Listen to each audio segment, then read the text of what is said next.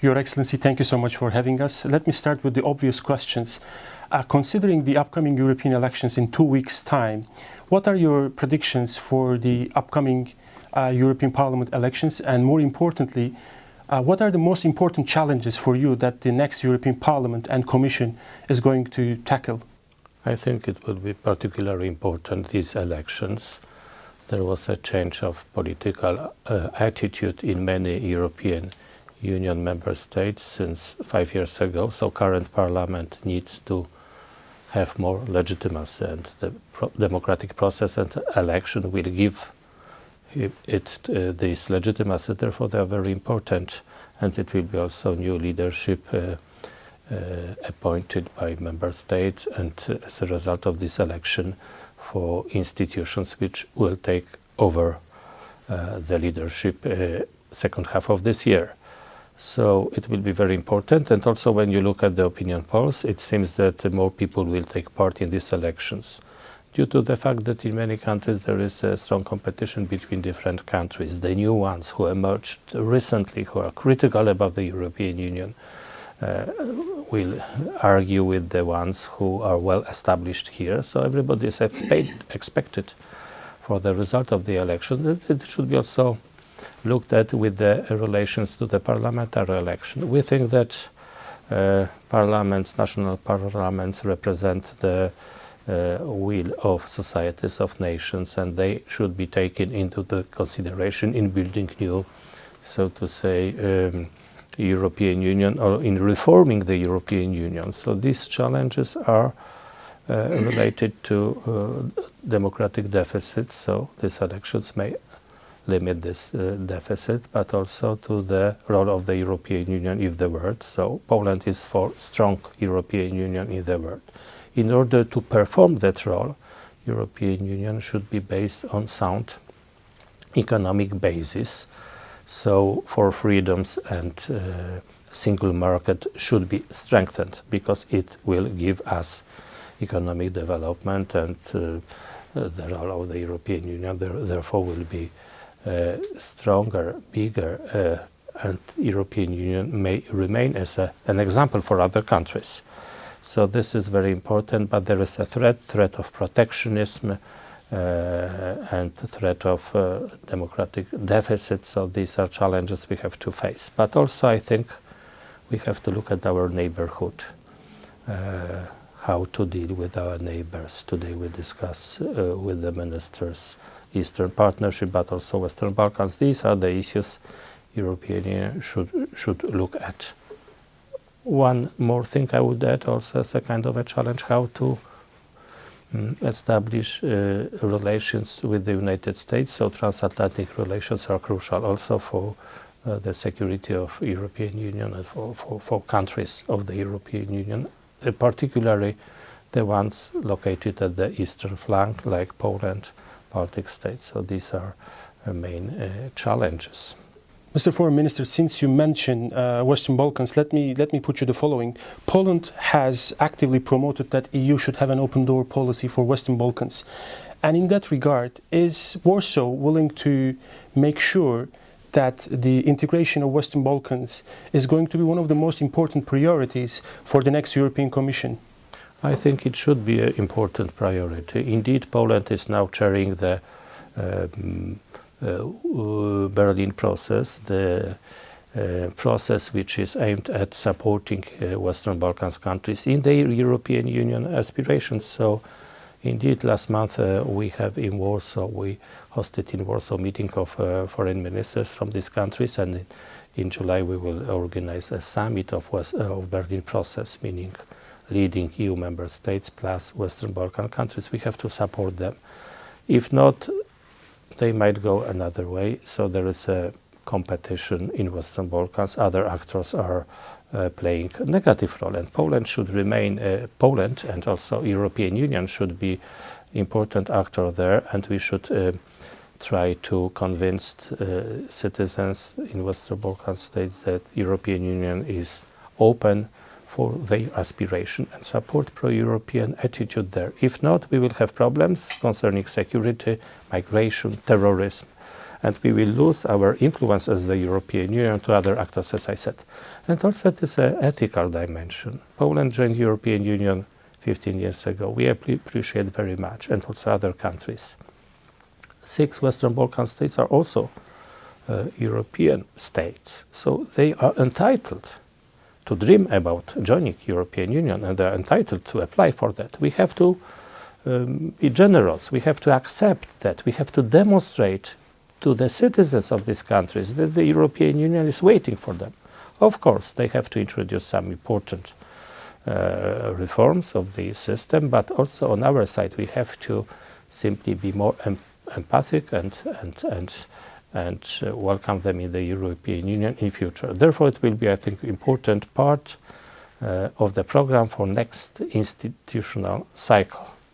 Mr. Foreign Minister, despite the failed diplomatic summit between Visegrad Group and Israel, Mr. Benjamin Netanyahu seems to be very determined to have very close relations with the Central European countries. And in that respect, do you think that strong bilateral but also diplomatic relations are going to break the current impasse between the European Union and Israel? Israel is an important country in the Middle East, but generally Middle East it's a region of crucial importance to the European Union in terms it's our neighborhood. Migration pressure might come from that region. Therefore, we have to try to guarantee peace and stability there. Poland organized together with the United States Warsaw Ministerial on security and peace in the Middle East. We will continue that activity. Indeed, there was for the first time for many years, Prime Minister Netanyahu met with the Foreign Minister of key Arab states to discuss the future of the region. So we have to support peace and stability efforts there. Now, we are also a member of the Security Council, and within the Security Council we consult our position with our EU partners. Recently we issued 5 European Union member states, the members of the Security Council issued a statement of non-recognition of Israeli sovereignty over the Golan Heights. It shows that Poland is together with the European Union. We have to find solution within the European Union, but at the same time we are of the opinion that the European Union alone is not enough influential, not enough powerful to guarantee peace and stability in the Middle East. Therefore, we have to work together with the United States. It is our idea. We try to bring these 2 entities, the European Union and the United States, together to resolve most important issue, most important contemporary international issues. And also we have to understand the position of Israel.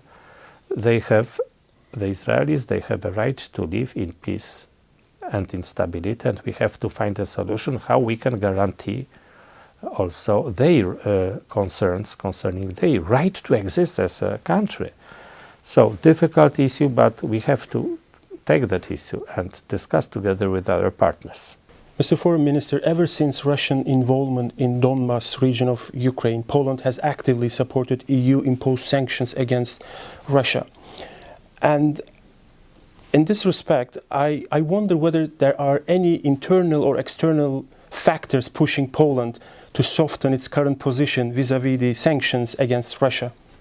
I think that it comes, this position, from our conviction that international law should be maintained. And Russia does not observe international law invading Ukraine or just annexing Crimea, influencing internal situation in Ukraine. Recently, the Kerch Strait incident, arrestation of seamen and keeping them imprisoned in Moscow, and very recently passportization of the citizens. So it is something which cannot be accepted by the international community.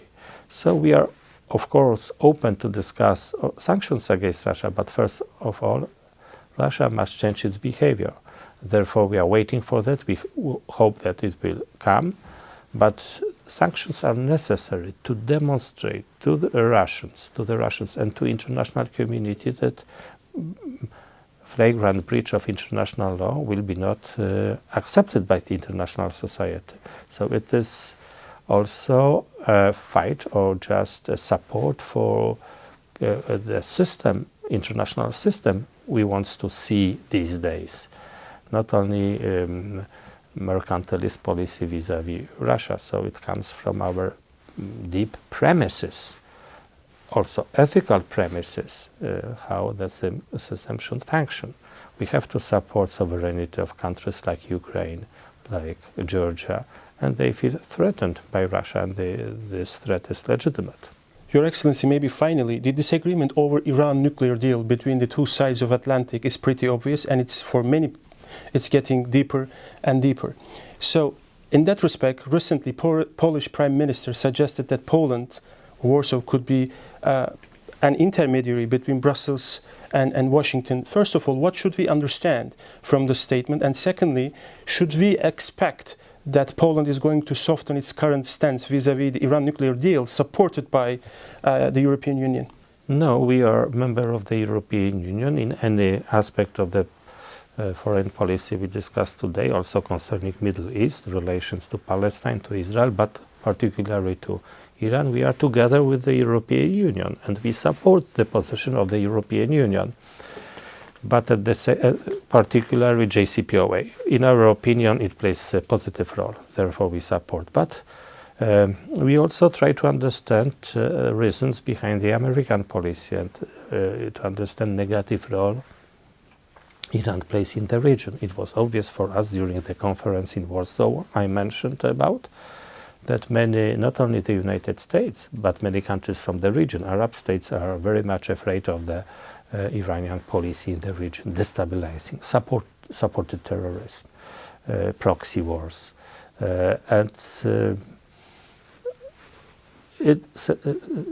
Having said that, I think that it does not exclude these two positions, the European Union one and American one, to look for common solution. And this is our way. To be intermediary, it means to remind the European Union member states that without the United States, or more broadly, with Western society of democratic states only, we can deal with such important issues like Middle East. So we have to find a solution, a common position. Together we can influence the situation there. Acting alone by the European Union vis-à-vis Iran will be not successful. We have to unite with other players and natural ally as the United States. Not China, not Russia, but the United States. Your Excellency, thank you so much for this very interesting exchange, and thank you so much for your hospitality.